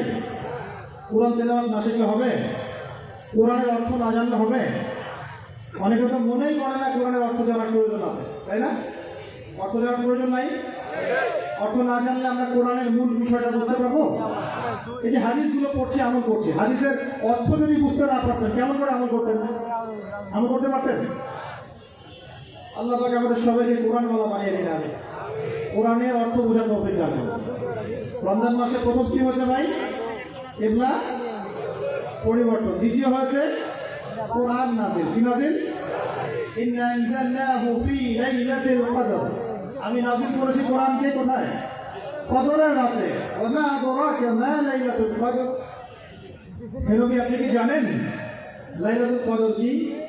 লাইলাতুল কদরি খায়রুম মিন আলফি শাহর। হাজার মাসের চাইতে উত্তম। তানাজ্জালুল মালায়েকাতু ওয়ার রূহু। এই রাতে নাযিল হন, অবতীর্ণ হন কারা? ফেরেশতারা এবং জিবরাইল আলাইহিস সালাম। বিইذনি রাব্বিহিম মিন কুল্লি আমর। মিন কুল্লি আমর মানে এখানে এক বছরের নতুন যে তাকদীর, এই তাকদীরটাকে নবায়ন করা হয়। সবে বরাতেন না, সবে কদর। আর সালামুন হিয়া হাত্তা মাতলাইল ফজর। ফজর পর্যন্ত খালি শান্তি আর শান্তি। তার মানে কদরের রাতে কোরআন নাযিল হয়েছে। আর কদরের রাত কোন মাসে? রমাদান মাসে। কোন দশকে? শেষ দশকের কোন কোন রাত হতে পারে? মাশাআল্লাহ 21, 27, 21, 23, 25, 27, 29। এর মধ্যে যে কোনো একটা। ওই যে বলে 27ই হবে, হতেই হবে। 21, 23, 25, 27, 29 যে কোনো এক রাতে হতে পারে। আল্লাহ পাক আমাদেরকে লাইলাতুল কদর পড়ার তৌফিক দান করুন। এবং যুবকদের যৌবনে আল্লাহ পাক বেশি বেশি রমজান দান করুন, বেশি বেশি লাইলাতুল কদর দান করুন।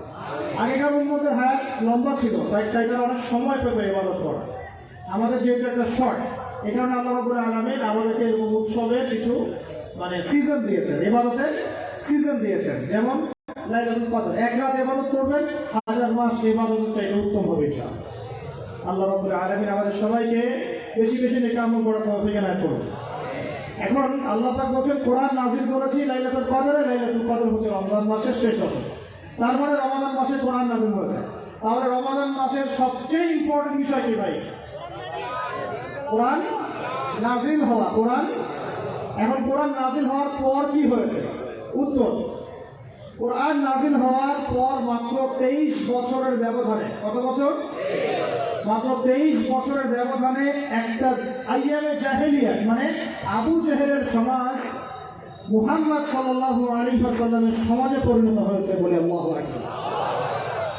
এই ডিজিটাল তাকবীর দিও না, ডিজিটাল তাকবীর দিও না, নরমাল তাকবীর।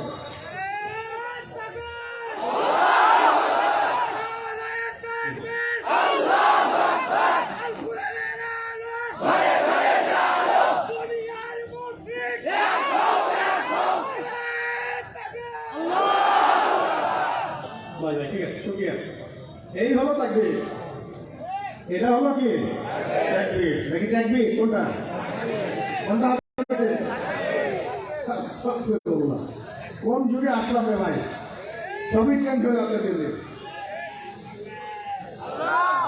আচ্ছা ঠিক আছে, ঠিক আছে, শুকরিয়া শুকরিয়া। প্রিয় ভাই, আমার দিকে খেয়াল করেন।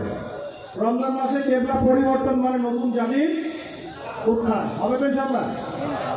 রমজান মাসে কোরআন নাযিল হওয়া। কোরআন নাযিলের মূল উদ্দেশ্য ছিল আবু জেহেলের সমাজটাকে পরিবর্তন করে মুহাম্মাদের সমাজে পরিণত করা সাল্লাল্লাহু আলাইহি ওয়াসাল্লাম। হয়েছে কি না? 23 বছর হয়েছে না? আবু জেহেলের সমাজ মানে কি? যে সমাজে শিরকে ভর্তি ছিল। কি ছিল? এখন নাই? মুসলিম অমুসলিম উভয় সমাজে শিরক নাই? বহু মুসলিম কবর পূজা করে কিনা? মাজার পূজা করে কিনা? আছে না এগুলো? আপনাদের এলাকায় আছে কিনা আমি জানি না। আমি বহু জায়গায় ঘুরে আসছি বাংলাদেশের, বাপরে বাপ। এবং কোনো কোনো জায়গায় তারা এত বেশি শক্তিশালী, বলতে গেলে কল্লাগাড়ি বেড়াতে যাবে, মাথায় খারাপ। দেখ, আল্লাহ পাক আমাদের সবাইকে সর্বপ্রকার শিরক থেকে বাঁচিয়ে রাখুন। কবরে সাহিত্য ব্যক্তি আমার কোন কল্যাণ অকল্যাণ করতে পারবে? সে আমাকে সন্তান দিতে পারে? সে আমার লাভ ক্ষতির মালিক? সে গায়েবের খবর জানে? তাহলে পরকালে আমাকে পুলিশে পার করে দিবে? পরকালের শাফাআতের যে বিষয়গুলো আছে এগুলো কি? এগুলো হচ্ছে আল্লাহ পাকের অনুমতি ক্রমে তারা করবে না। আল্লাহ পাকের অনুমতিক্রমে শহীদগণ সুপারিশ করবেন। কার অনুমতিতে? অনেক আলেম ওলামাও করবেন। হাফেজে কোরআন, এই যে হাফেজে কোরআন যাদেরকে পাগড়ি দেওয়া হলো, তোমরা আমার জন্য দোয়া করিও, তারাও কিন্তু সুপারিশ করবে। নবীগণ, নবী সাল্লাল্লাহু আলাইহি ওয়াসাল্লাম করবেন। এটা কি নিজের ইখতিয়ার, আল্লাহর অনুগ্রহ? কোনটা? এটা আল্লাহ পাকের অনুগ্রহ। সো আকীদা স্পষ্ট রাখবেন। এরপর আসেন, তো যেটা বলছিলাম প্রিয় ভাই, আবু জাহেলের যুগ মানে কি? শিরকে ভর্তি। আবু জাহেলের যুগ মানে সুরে ভর্তি সমাজ। আবু জাহেলের যুগ মানে হচ্ছে মাদকে ভর্তি সমাজ। আবু জাহেলের যুগ মানে মেয়েদের অবমাননা। আবু জাহেলের যুগ মানে গোত্রীয় হানাহানি। এগুলো ছিল আবু জাহেলের যুগ। এখন এই সমস্যাগুলো এই বিশ্বে আছে কিনা? তাহলে এই বিশ্বের প্রেক্ষাপটেও কোরআন নাজিলের সেই মর্ম চলবে কি চলবে না? একই বিষয় না? আবু জাহেলের যুগে যা ছিল এই বিশ্বে আমরা তাই দেখছি। আবু জাহেলের যুগে লাইলাতুল কদরে কোরআন নাজিল হয়েছে রমজান মাসে। তার মানে এখনো সেই একই হক আদায় করতে হবে কোরআনকে কেন্দ্র করে। কথা ঠিক কিনা? তাহলে এখন প্রশ্ন হচ্ছে কিভাবে করবো? কিভাবে আমরা এখনকার জাহিলিয়াতগুলো দূর করে মুহাম্মাদের সমাজ প্রতিষ্ঠা করব? এটা ইম্পর্টেন্ট কিনা? রমজানের সবচেয়ে ইম্পর্টেন্ট বিষয় হচ্ছে কোরআন নাজিল হওয়া।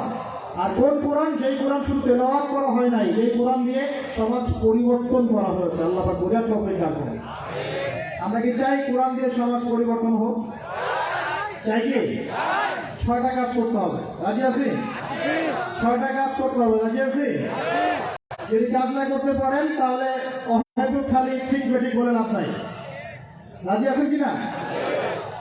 1 নাম্বার, প্রত্যেককেই আল কোরআন তেলাওয়াত করা শিখতেই হবে। রাজি আছেন?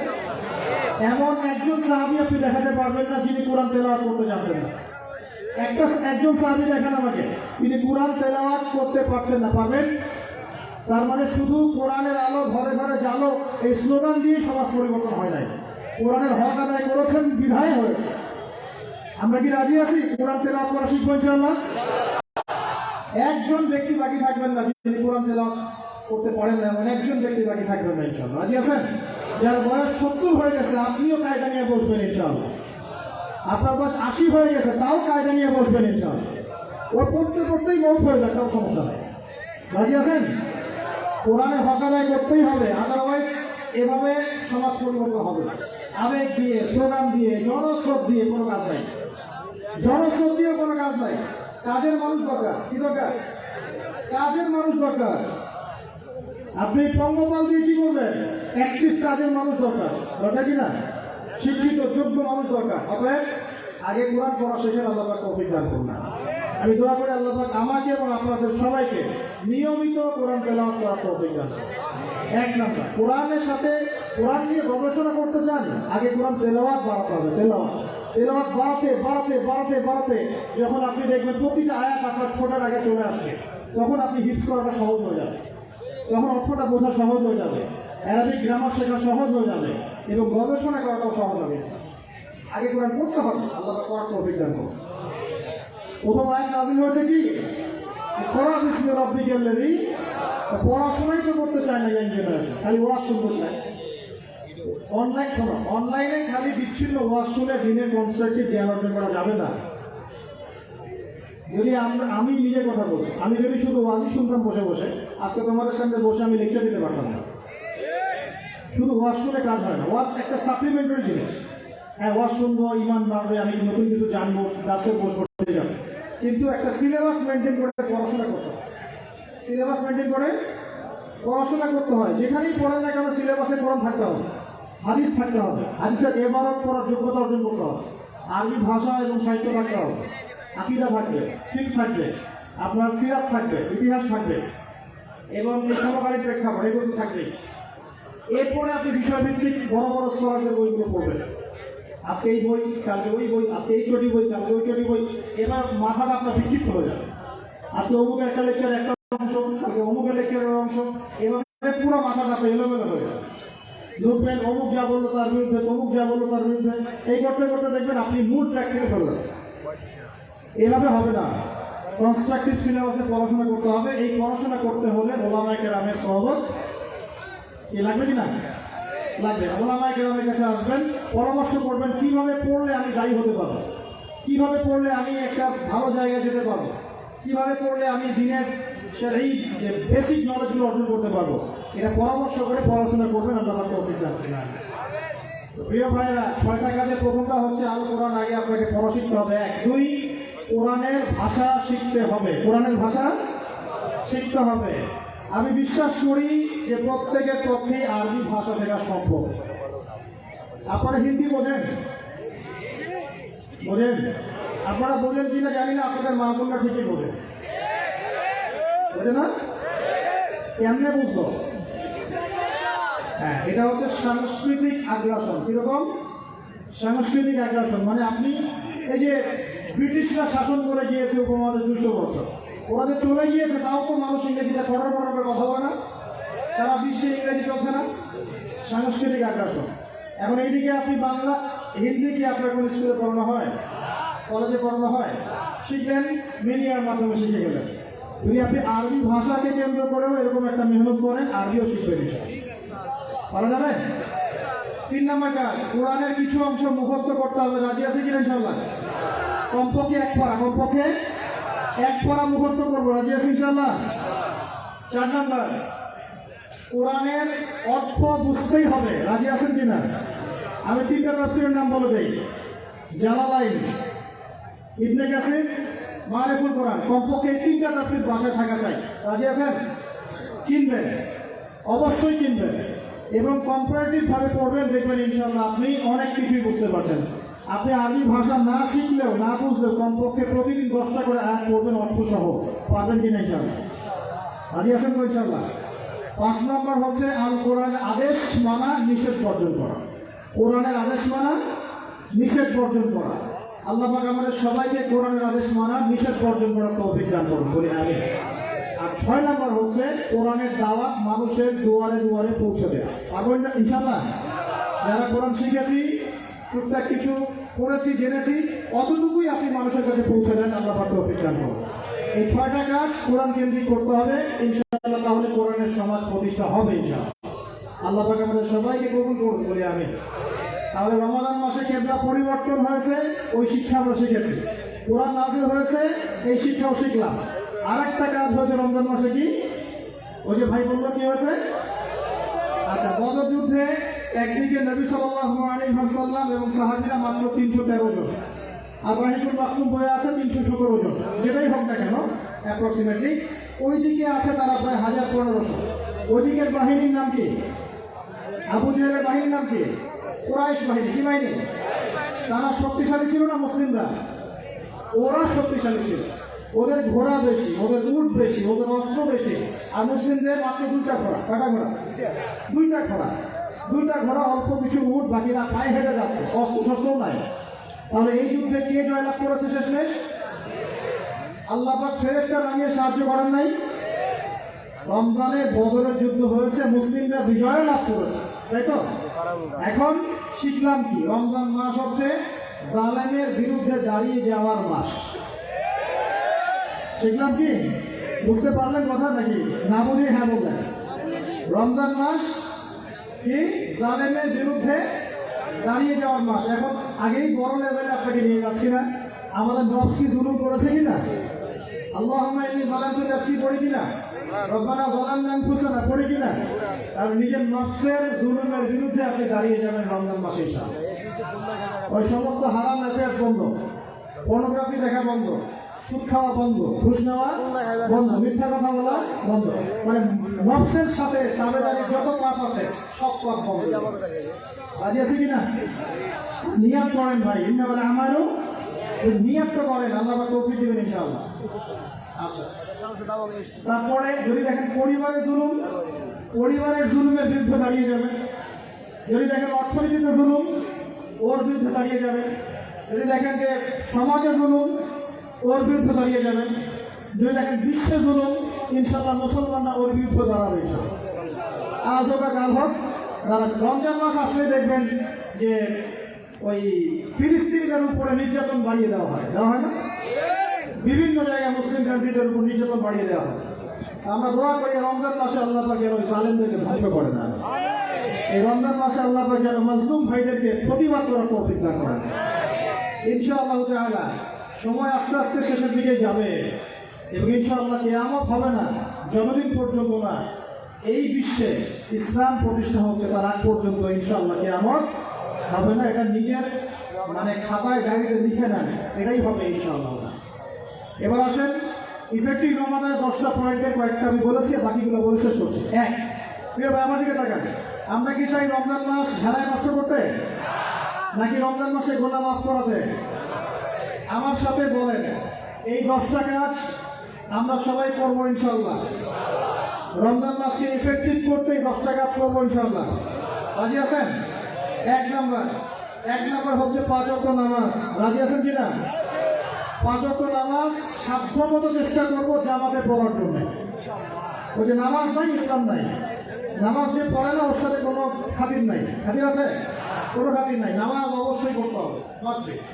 এরপরে নামাজের সাথে সাথে কমপক্ষে 12 রাকাত করে নফল। কত রাকাত? যে ব্যক্তি 12 রাকাত নফল বা সুন্নত দৈনিক পড়ে তার জন্য জান্নাতে একটা ঘর তৈরি করা হয়। 12 রাকাত কি কি কে বলতে পারবেন? প্রথমে ফজরের 2, জোহরের আগে 4, জোহরের পরে 2, কত হলো? 4, 2, 6, 2, 8। মাগরিবের পরে, এশার পরে, এইভাবে 12 করবো ইনশাআল্লাহ। এগুলো 1 নম্বর কাজ, নামাজ পড়া। 2 নম্বর ভাই, নামাজের সাথে সাথে তাহাজ্জুদ এবং তারাবি অবশ্যই পড়তে হবে। রাজি আছে কিনা? আল্লাহর ওয়াস্তে গ্যাঞ্জাম করতে যায় না 20 না 8, এই গ্যাঞ্জামে আল্লাহর ওয়াস্তে যায় না। তারাবির নামাজ 5 ঘন্টা। কত রাকাত সেটা বড় কথা না। তারাবির নামাজ কত ঘন্টা? প্রায় 4-5 ঘন্টা। 5 ঘন্টায় 8 রাকাত পড়েন, 5 ঘন্টায় 20 রাকাত পড়েন। কি বুঝতে পারছেন কথা? নবী সাল্লাল্লাহু আলাইহি ওয়াসাল্লাম তারাবির নামাজ কত লম্বা পড়েছেন? 1 ঘন্টা। কতক্ষণ পর্যন্ত? সাহাবীরা কি বলছেন? সাহাবীরা বলছেন যে আমরা তড়িঘড়ি করে সেহরি খেয়েছি। নামাজ এত লম্বা নবীজি পড়েছেন, শেষে তড়িঘড়ি করে সেহরি করতে হচ্ছে। নবী সাল্লাল্লাহু আলাইহি ওয়াসাল্লামের 2 রাকাত নামাজ কত লম্বা ছিল। আমরা এখন নামাজের রাকাত সংখ্যা নিয়ে যত বেশি ঝগড়া করি, কোয়ালিটি নিয়ে এত ঝগড়া করি। কোয়ালিটি ইম্পর্টেন্ট না?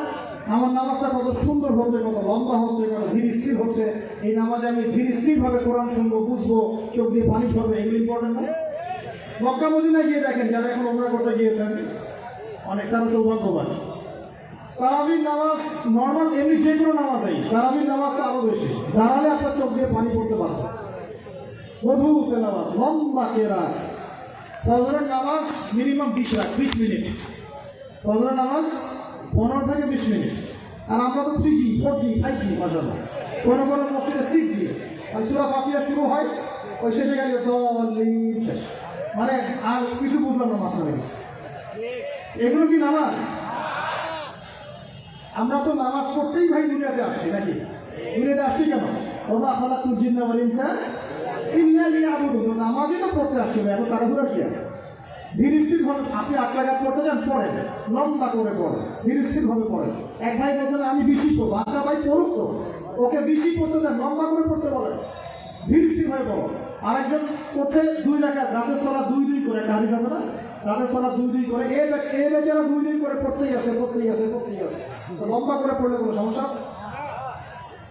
উদ্দেশ্য কি? আল্লাহকে পাওয়া। আমি নামাজ আল্লাহকে পেলাম কি না, এটা বড় কথা। আল্লাহ রাব্বুল আলামিন আমরা সবাইকে ধীর স্থির ভাবে কোরআনকে কেন্দ্র করে তারাবি তাহাজ্জুদ পড়ার তৌফিক দান করুন। এটা রমজান মাসের ইফেক্টিভ রমাদান আপনাকে কাজে দেবে। 2 নম্বর, এটা বলে দিয়েছি, রমজান মাস হবে কোরআনময় মাস। এই মাসে কোরআনের 6টা হক আমরা আদায় করবো ইনশাআল্লাহ। মনে আছে তো ইনশাআল্লাহ? তেলাওয়াত, মুখস্থ করা, আরবি শেখা, আদেশ নিষেধ মানা, দাওয়াত দেয়া এবং হিফজ করা। পারবো তো ইনশাআল্লাহ? নিয়াত করেন জোরে জোরে। 4 নম্বর, রমজানকে ইফেক্টিভলি ইউটিলাইজ করতে হলে প্রতিটা কাজ সুন্নত সম্মতভাবে করতে হবে। এভাবে আপনি রমজানটাকে ইফেক্টিভলি ইউটিলাইজ করতে পারেন। কিরকম একটু বোঝাচ্ছি। মনে করেন এমনি নর্মালি আমরা সব সুন্নতগুলো অনেক সময় খেয়াল রাখি না। খাচ্ছি, খাওয়ার সুন্নত, খাওয়ার মধ্যে কিন্তু প্রায় 10-এর বেশি সুন্নত আছে। ওযুর সুন্নত, কথা বলার সুন্নত, হাঁটার সুন্নত, কাপড় পরার সুন্নত, দোয়া কালামগুলো, ঘুমানোর সুন্নত, অনেক সময় আমরা কিন্তু এগুলো খেয়াল করি না। রমজান মাসে চেষ্টা করবেন প্রতিটা কাজ সুন্নাহ মাফিক বুঝে করার জন্য। আল্লাহ তৌফিক দান করুন। রমজানে ঘুমাবো, ঘুমানোর আগে বিছানাটা ঝেড়ে নিব, লাইট অফ করবো, আমরা দোয়া, এই যে সূরা ফালাক নাস এগুলো পড়বো, কাফেরুন সূরা পড়বো, আয়াতুল কুরসি পড়বো, সূরা বাকারার শেষের আয়াতগুলো পড়বো, পারলে সূরা মুলকটা পড়বো, ঠিক আছে? প্রয়োজন ওযু করে আসবো, এসে আমরা ডান কাতা হয়ে শুয়ে আল্লাহুম্মা বিইসমিকা আমুতু আহইয়া, এই যে শুরু করলাম। ঘুম থেকে ওঠা, ওযু করা, ওয়াশরুমে যাওয়া, খাওয়া দাওয়া করা, মসজিদে যাওয়া, নামাজ, জিকির, তাসবিহ, তাহলিল, ব্যবসা বাণিজ্য, এগুলো সব কিছু সুন্নত নাই? প্রতিটা কাজ সুন্নাহ মাফিক করার চেষ্টা করবো, আল্লাহ তৌফিক দান করবেন। ফিকহুস সুন্নাহ এরকম কিছু বই পাওয়া যায়, ফিকহুস সুন্নাহ, কিতাবুস সুন্নাহ, এরকম অনেক বই আছে। আরবি থেকে বাংলা অনুবাদ হয়েছে, বাংলাদেশের ওলামায়ে কেরাম লিখেছেন। এরকম সুন্নাহ শেখার কিছু বই কিনে নেবেন, কিনে নিয়ে প্রতিটা কাজ কিভাবে করলে সুন্নত হয় পড়ে দেখবেন, পারবেন তো ইনশাআল্লাহ? আল্লাহ পাক তৌফিক দান করুন বলি আমিন। এটা কথা বললাম। 3 নম্বর, 4 হচ্ছে দান সাদাকা বেশি বেশি করা। রমজানে দান সাদাকা বেশি বেশি করা। আল্লাহ রাসূল সাল্লাল্লাহু আলাইহি ওয়াসাল্লাম রমজানে রহমতের বাতাসের চাইতেও বেশি বেশি দান করতেন। আমরা পাবো কিনা ইনশাআল্লাহ? দেখেন, আমি একটা কথা বলি, দান করার জন্য সম্পদ লাগে না, দান করার জন্য কলিজা লাগে। কি লাগে? ব্যাস, যার মন বড় সে দান করতে পারবে ইনশাআল্লাহ। আল্লাহ পাক আমাদের সবাইকে দ্বীনের জন্য দান করার তৌফিক দান করুন। দ্বীনের জন্য দান করেন, স্থানীয় মসজিদ, মাদ্রাসায়, এতিমখানায়, অসহায় মানুষের পাশে, বিধবার ঘরে, এতিমের ঘরে, যারা খেতে পারছে না 3 বেলা, ওদের ঘরে ঘরে রমজানের বাজার পৌঁছে দেন। আল্লাহ পাক তৌফিক দান করুন, আমিন। 5 নম্বর, রমাদান মাসে অবশ্যই আমাদের যাকাতগুলো আমরা দিয়ে দিব। রাজি আছি তো ইনশাআল্লাহ? বলেছি যাকাত এবং সালাতের মধ্যে যে পার্থক্য করে সে মুসলিম নয়। যাকাত ফরজ হয়েছে, অবশ্যই আপনাকে যাকাত দিতে হবে। এটা কিন্তু নফল কিছু নয়, এটা কি ফরজ। যাকাতের নিসাব জানেন কি না? কত পার্সেন্ট? 2.5%। আচ্ছা, যাকাতের নিসাব নিয়ে ইনশাআল্লাহ পরবর্তীতে লেকচার চলে আসবে, অনলাইনে দেখে নিন। এছাড়া ফিকহুস যাকাত কিছু প্রোগ্রাম আসবে, অনলাইনে দেখে নেবেন ইনশাআল্লাহ। আল্লাহ রাব্বুল আলামিন আমাদের সবাইকে যাকাতগুলো দেওয়ার তৌফিক দান করুন। শুধু যাকাত যদি আমরা ঠিকঠাক মতো দিতাম, একজন মানুষও সমাজে না খেয়ে মারা যেত না। একজন মানুষও না। সমাজে এই যে ইকোনমিক সমস্যাগুলো যেগুলো হয়, অর্থনৈতিক সমস্যা, স্যাংশন, মুদ্রাস্ফীতি, হাবিজাবি, অনেক প্রবলেমস ওভারকাম করা যেত শুধু যাকাতের মধ্য দিয়েই। কিন্তু কে শোনে কার কথা? সবাই কি যাকাত দেয়? বাংলাদেশে এমনও মানুষ আছে যারা একজনের যাকাত দিয়ে 100 পরিবারের সংসার চলবে। আছে না এমন লোক? আমরা যাকাতগুলো দেওয়ার চেষ্টা করি, আল্লাহ পাক তৌফিক দান করুন। 7 নম্বরটা বলে দিয়েছি, রমজান হচ্ছে একটা নতুন জাতির উত্থান। অতএব রমজানে আমরা সমস্ত পাপ ছেড়ে দিয়ে একটা আলোকিত জাতি হিসেবে আত্মপ্রকাশ করবো ইনশাআল্লাহ। আল্লাহ পাক তৌফিক দান করুন। 8 নম্বরও বলে দিয়েছে, রমজান হচ্ছে জুলুমের বিরুদ্ধে দাঁড়িয়ে যাওয়ার চেতনা। রমজান কি? ওই যে বদর যুদ্ধ, জুলুমের বিরুদ্ধে দাঁড়িয়ে যাওয়ার চেতনা হলো রমাদান। তাই সর্বস্তরের জুলুমকে আমরা রমজান মাসে রুখে দেওয়ার চেষ্টা করবো ইনশাআল্লাহ। আল্লাহ পাক তৌফিক দান করুন। শুরুটা হবে কোথা থেকে? নিজের থেকে। আমার নিজের মধ্যে কি কি জুলুম আছে আমি আগে দেখবো, আমি কার কার উপর জুলুম করেছে আগে দেখবো, এগুলো আগে প্রতিহত করবো, তারপরে আমি ইনশাআল্লাহ তাআলা পরবর্তী দিকে ফোকাস করবো। 9 নম্বর খুব ইম্পর্টেন্ট। 9 নম্বর আর 10 নম্বরটা বেশি ইম্পর্টেন্ট। 9 নম্বর হচ্ছে রোজা রাখা মানে আমরা অনেকেই মনে করি যে না খেয়ে থাকা আর কি পানি ছেড়ে দেওয়া। অনেকেই মনে করি এটা রোজা মানে আমাকে না খেয়ে থাকতে হবে আর পানি ছেড়ে দেওয়া হবে, স্ত্রী সহবাস ছেড়ে দেওয়া হবে। কিন্তু এর চেয়ে বেশি ইম্পর্টেন্ট একটা বিষয় আমরা ভুলে যাই, সেটা হলো রমজান মাসে রোজা রাখার অর্থ হচ্ছে আল্লাহ পাকের সমস্ত কবিরা সগীরা গুনাহ ছেড়ে দেওয়া। রোজা রেখেছি, গীবত করলাম, রোজা হবে কিনা? রোজা রেখেছি, মিথ্যা কথা বলছি, হবে রোজা? রোজা রেখে ওই ভদ্রলোক সুদ খাচ্ছে, রোজা হবে? রোজা রেখে অমুক ভাই আমার টেবিলের নিচ থেকে টাকা নিল, রোজা হবে? অমুক ভাই মানুষের সম্পদ আত্মসাৎ করে ফেললো, হবে? অমুক বোন বেপরদায় বাইরে বের হয়ে গেল, রোজা হবে? অমুক ভাই মনে করেন গার্লফ্রেন্ডের সাথে চলে গেল ডেট করতে, রোজা হবে কিনা? অনেকে পর্নোগ্রাফি দেখছে রোজা রেখে, রোজা হবে কিনা? এই যে কবিরা গুনাহ যেগুলো আছে, যত রকম কবিরা গুনাহ, এই গুনাহগুলোতে লিপ্ত থাকলে রোজা ভেঙে যায়। আল্লাহ পাক আমাদের সবাইকে কবিরা গুনাহ মুক্ত রোজা রাখার তৌফিক দান করুন। আর 10 নম্বর পয়েন্টটা হচ্ছে এই ভাই, রমজান মাস আসলে মাশাআল্লাহ শিকল দিয়ে শয়তানকে বেঁধে রাখা হয়। রমজান মাস আসলে মাশাআল্লাহ আমরা অনেকেই পাক্কা মুসল্লি হয়ে যাই, দান সদকা করি, যাকাত দেই, তারাবি করি, তাহাজ্জুদ করি, অনেক কিছুই করি। কিন্তু ঈদের দিন আসলেই মাশাআল্লাহ আমরা আবার আগের জায়গায় ফিরে যাই। ঈদের দিন শয়তান যে ছাড়া পেয়েছে এটা বোঝার জন্য রাস্তাঘাটে বের হলেই হয় নাকি? মেয়েদের চলাফেরা দেখলে বোঝা যায়, আর ওই যে হোটেলে হোটেলে গান বাজে এগুলো দেখলে বোঝা যায় শয়তান ছাড়া পেয়েছে, আজকে বুঝলাম। তো এখানে সবচেয়ে বড় শিক্ষাটা হলো রমজান মাসের এই যে শিক্ষাগুলো, ত্যাগের মহিমা, জুলুমের বিরুদ্ধে দাঁড়িয়ে যাওয়া, কোরআনের হক আদায় করা, জাতির উত্থান, বড় বড় অনেক কথা বললাম। এই শিক্ষাগুলোকে সারা বছর ধরে রাখাটাই হলো রমাদানের সবচেয়ে বড় চ্যালেঞ্জ। আমরা পারবো কিনা ইনশাআল্লাহ?